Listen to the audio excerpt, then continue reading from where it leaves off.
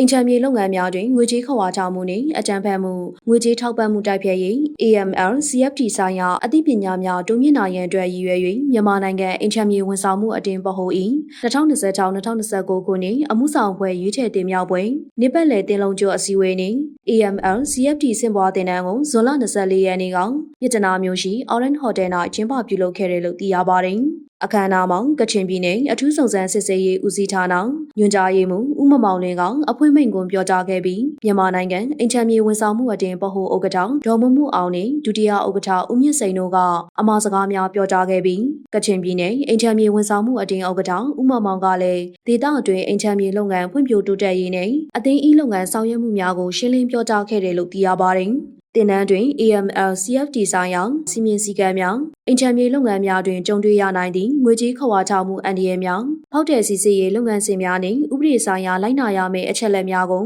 ဆွေးနွေးပို့ချခဲ့တယ်လို့သိရပါတယ်။ဒါအပြင်အိမ်ချမ်းမြေလုပ်ငန်းလက်တွေ့အတွေ့အကြုံများဈေးကွက်အခြေအနေများနှင့်လုပ်ငန်းဆိုင်ရာတည်ကောင်းစရာများကိုလည်းပါဝင်ဆွေးနွေးခဲ့ပြီးငွေကြေးခဝါချမှုတိုက်ဖျက်ရေးဆိုင်ရာအသိပညာများကိုမျှဝေပေးခဲ့တယ်လို့သိရပါတယ်။အိမ်ချမ်းမြေလုပ်ငန်းကဏ္ဍဟာငွေကြေးလည်ပတ်မှုပမာဏကြီးမားတဲ့လုပ်ငန်းတစ်ခုဖြစ်တဲ့အတွက် AML CFT စီမင်းစည်းကမ်းများကိုနားလည်လိုက်နာဖို့အရေးကြီးပါတယ်။ဒီတင်နန်းကအသင်းဝင်တွေရဲ့အသိပညာနဲ့လုပ်ငန်းဆောင်ရွက်နိုင်စွမ်းကိုပုံမှုမြင့်တင်ပေးနိုင်မယ်လို့ယုံကြည်ပါတယ်လို့အခမ်းအနားသို့တက်ရောက်လာတဲ့တာဝန်ရှိသူတို့ကပြောပါတယ်။ယခုကျင်းပသည့်အစည်းအဝေးနှင့်တင်နန်းသည်မြန်မာနိုင်ငံအိမ်ချမ်းမြေဝန်ဆောင်မှုအသင်း၏လုပ်ငန်းဆောင်ရွက်မှုများကိုပြည်လည်သုံးသပ်ခြင်းအမှုဆောင်အဖွဲ့သည့်ရွေးချယ်တင်မြှောက်ခြင်းနှင့်အသင်းဝင်များ၏ကျွမ်းကျင်မှုဆိုင်ရာအရေးသွေးမြင့်တင်နိုင်ရေးအတွက်ရည်ရွယ်ကျင်းပခြင်းဖြစ်ကြောင်းသိရပါတယ်။